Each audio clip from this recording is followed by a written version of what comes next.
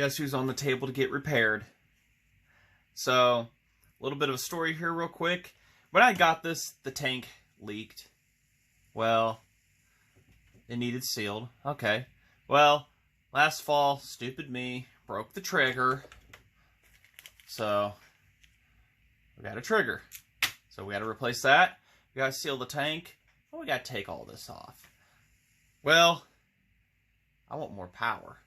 Because I did adapt this carburetor to fit onto here. This is originally for a 1010, but I did the drilling and stuff thanks to Jeremy Bell. And got it right on there with his guidance, but that's just not enough. I want more. What do you guys think?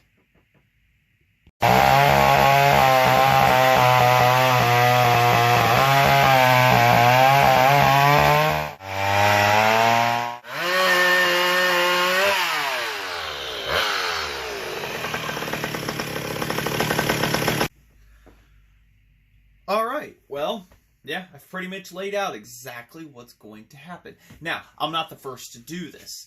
In the Modified Saws group, my Facebook group, there's a guy, Luke, and he's also got a channel on here called Happy Saws. He did this to a Super Pro 125, and it inspired me. But before I even knew who he was, I saw the image on Google, and I just had to do it, and I've been wanting to do it.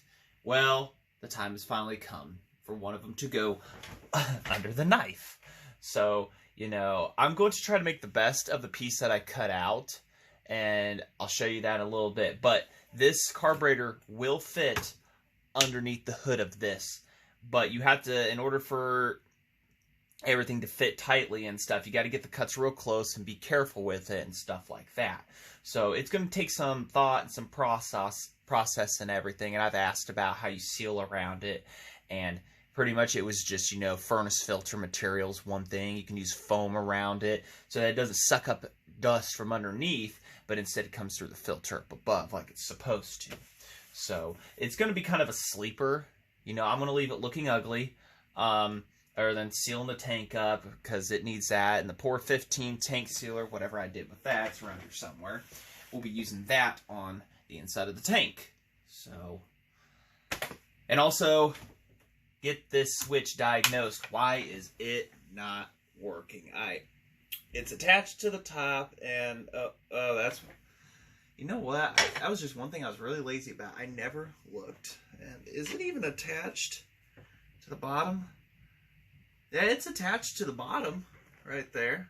Yeah, it's attached to the screw. So the top and the bottom is grounded, meaning this switch is not working. So I've always had to shut off by pulling the zip tie, and I've got a video somewhere, it running in stock form, and I'll probably insert that in somewhere, and that's the only cut I've really ever made with this, but we'll get that inserted, and then we'll do a comparison of before and after. We might do that in the end, do a before and after on this, so. Alright, without further ado, we're going to have to get started on taking the tank off of this, and getting into the intake port and stuff and whatnot, and like I said, the biggest part is going to be cutting to fit this monster in and everything. And I don't have to worry about an impulse line because these has it right there. I mean, you got clock it and everything. Somebody's glued it off, but it comes up through here, impulses, and everything like that. So it goes right to the carburetor. So I don't have to worry about an impulse line. I've got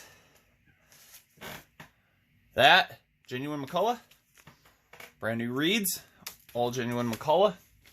And I'm told the diaphragm on the inside of this, thanks to Mike Nolan for carburetor and the reeds and the plate and everything. This I've had kicking around a while. For that, we'll have to make some gaskets. So thank him for those and everything. And we'll be able to get this going. He says the diaphragm looks just fine in this and everything. He builds these saws and everything and whatnot, so. Alright, without further ado, we'll go ahead and we'll get started on some disassembly here.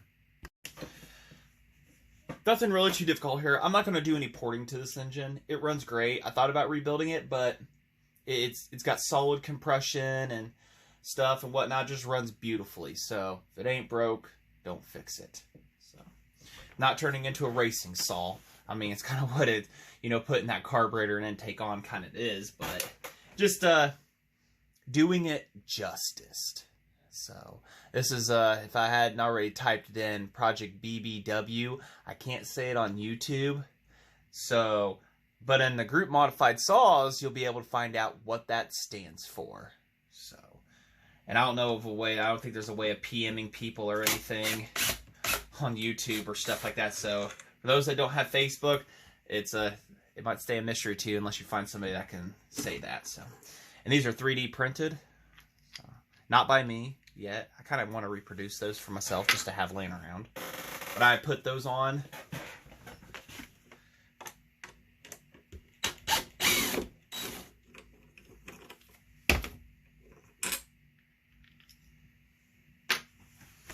Nothing difficult here. Get the back handle down here.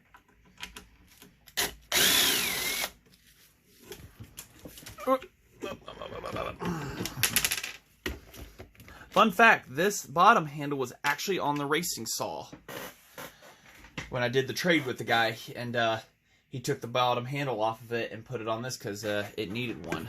So, oops. That's why, and the person who did the racing saws, these square bits, I don't know, but I'm not going to replace them because they're already on here. So, all right, anti-vibrations. We've got 1, 2, 3, 4. Where's my bits at? Got to undo these 4 right here. There's an impulse line we'll have to take off underneath, and then on the front up here we will have to we'll take off on the oil tank. I'll show you that in a minute. Nothing difficult about these saws. Yeah, I've spent a few nights thinking about cutting this up and everything. It's like, do it. Do it. Just do it. So that's what we're doing.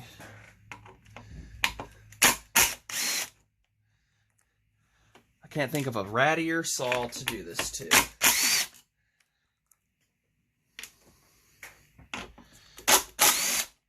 The idea is to cut it enough to where we can still put fuel into this tank, because this area right here is where the fuel's at. This down here is not. So that'll all be cut out accordingly.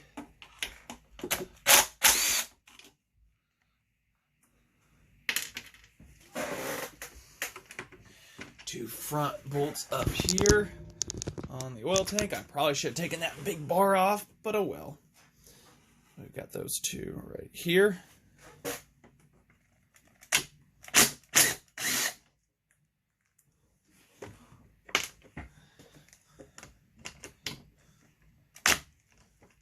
Nothing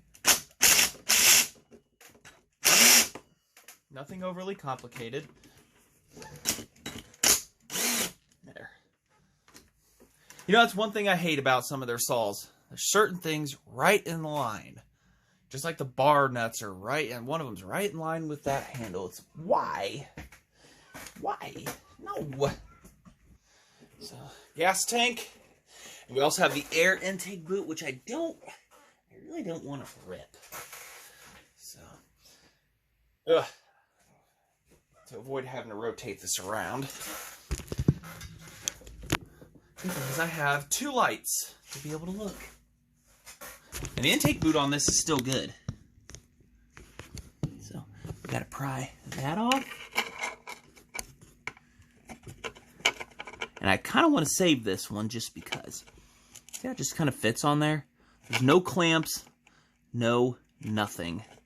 It's strictly pressure, and there's a spring there. I'm wondering if there was. And it just slides over with pressure. That's the only thing that holds that on. Switch in there too. Impulse line.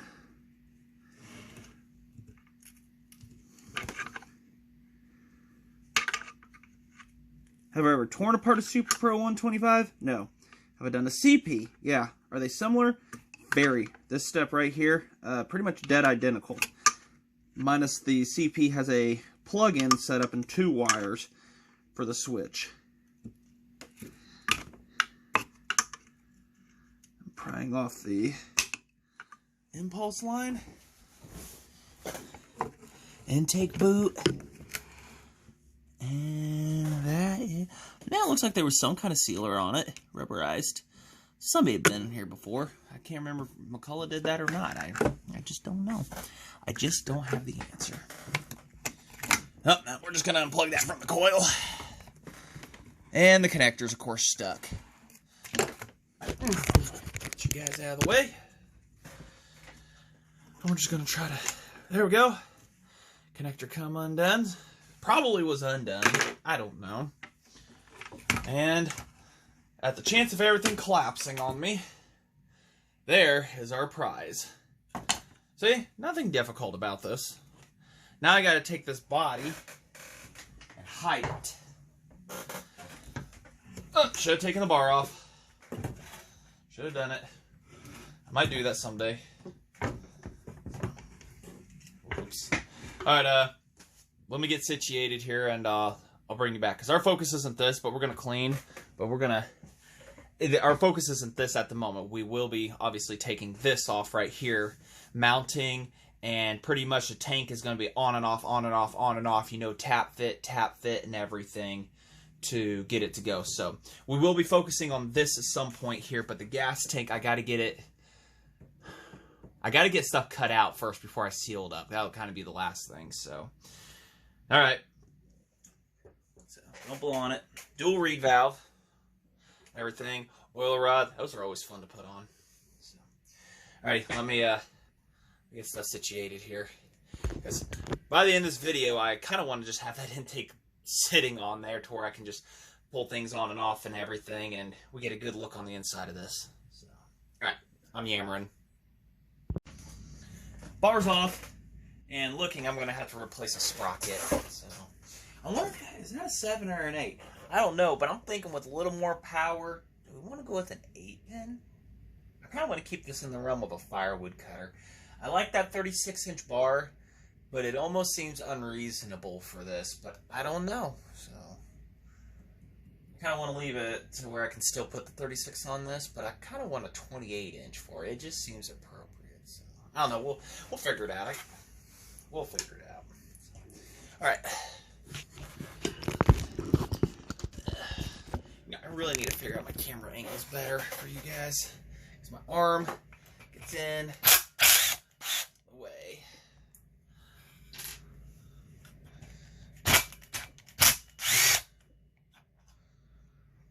How many bolt holes they need to put in this ding-dong thing? This is just a Willabelle bing-bong hole. I don't know, I can't see if anybody's actually been in here. It looks like it's all just factory. At least nobody's been past this point.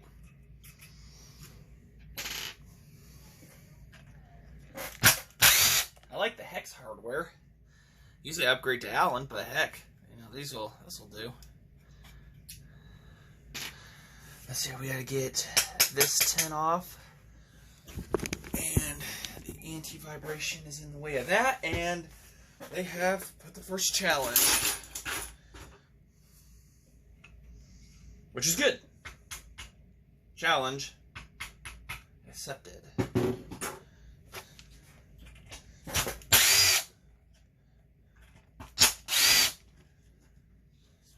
Those are the notorious things for going out on these to make it. And heck, if a guy wanted to, he could, and these are starting to go a little bit, so. If a guy wanted to, he could just solid mount stuff. I mean, it's not out of my realm of possibility of doing, you know, I'll weld something up. I don't have an aluminum to weld, but I can make something out of steel. But that's future thinking. So. All right. That is just beautiful. All right. Dead blow, rubber mallet, whatever you want to call it. For you, Johnny, I'm not hitting it with metal. And you, Bill? Boop. Oh, we forgot one. You guys didn't tell me. Oh, God, I've lost my grip in my hand.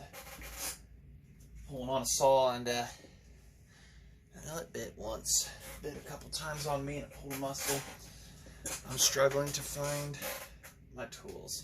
That is my superpower. I set a tool down, and for the life of me, I can't remember what I did with it 3 seconds later. So I have figured that out, and I think about every guy might have that.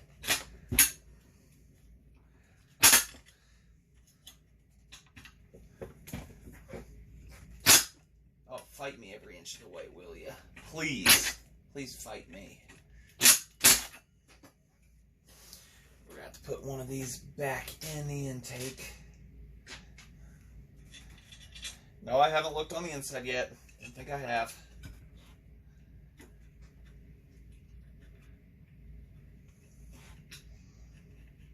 Take a perfectly good running saw. This is why I hate flatheads.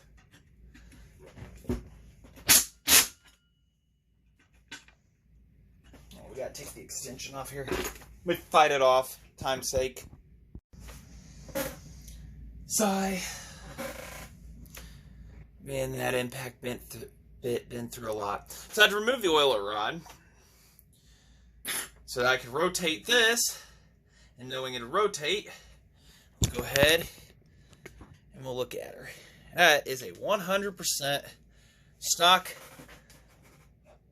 Super Pro 125. Not a touch on the bore. Nada.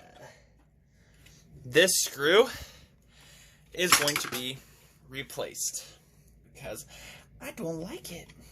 It's not my friend. So we will take you and replace you at another date. So there's the, if you saw my video of the comparisons and everything, here's your difference. 2 reed valves, and they actually look, and it's pretty clean, they look pretty dang good. They've it don't look replaced. They're laying flat. Looks pretty good. So that intake gasket we will end up trying to save, because that's actually an insulator slash gasket. But for all the glory's sakes, this is the inside of a Super Pro 125. Decomps in for easier turning, not that it matters. There's your bolt-on weights that we talked about in the video versus your weld-on. I'll give an example. The 101B I've been building, stopping, but it was kind of more of a long-term project. Here's a 101B. It's been heavily modified, ported. And you see the weights are welded on. But in a Super Pro, they have tungsten weights that are bolted on for the to be smoother. This one actually looks really good on the inside. I mean, it just is. She is just clean. Look at that. You see the bolts, how they're different there? They're like hexagonals. Let's take a special socket, and I've got that socket. It's not just a socket you can go to the store and get. Stuffers, and I mean the inside of this thing just looks just minty clean. It's never been apart. I can see inside. It looks like it has those original type of factory bearings, the cageless bearings. There's enough bearings in there to wrap around. So this saw is definitely good. A little bit of a mark on the piston here and there, but it doesn't look like anything significant. Decomps on, so that's how I'm able to turn so easily. Everything looks super clean on the inside. But you can see how this has sat since the fall. Everything looks so dry. So, you've had a saw that's been sitting a while, add a little lube into her. Be a little heavy on the lubrication at first, because this looks like it almost would have been somewhat of a dry startup. Minus the bottom of the cylinder has a little bit of oil. So, yeah, even with the decomp, it's still. So, alright, that's enough playing. I know it's fascinating looking on the inside of one of these. So, alright, well, What do you say? We toss that bigger intake on there just to see what it's going to look like? Yeah. I knew you guys would say yes. Alright, I was answering Facebook messages, everybody asking me about saws and whatnot, so. Alright. No gaskets, no nothing. We're just kind of put one bolt in, you know, just to hold stuff for a minute or 12.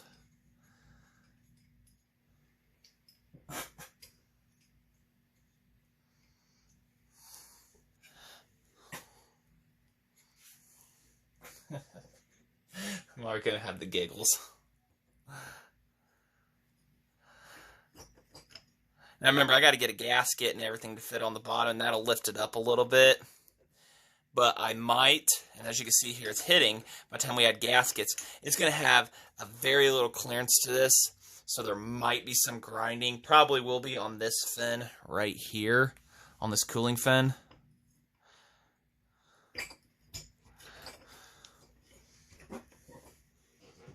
The fuel line is another one of those pretty close kind of deals. So stuff has to be cut, modified out, and whatnot. That's all part of the process. Yeah, that's your fuel line right there. So it gets pretty close to things, but we're going to have to cut this edge out here a little bit. Grind on that lower fin. And other than that, though, it's going to be wah, wah, wah. You know, making this old girl breathe properly. So, I mean, Julie, it's happening. The end. You know, we've already gotten this far. I could turn back, but not going to happen. I think this is definitely going to be a pretty cool thing here. You guys took a fall, whatever.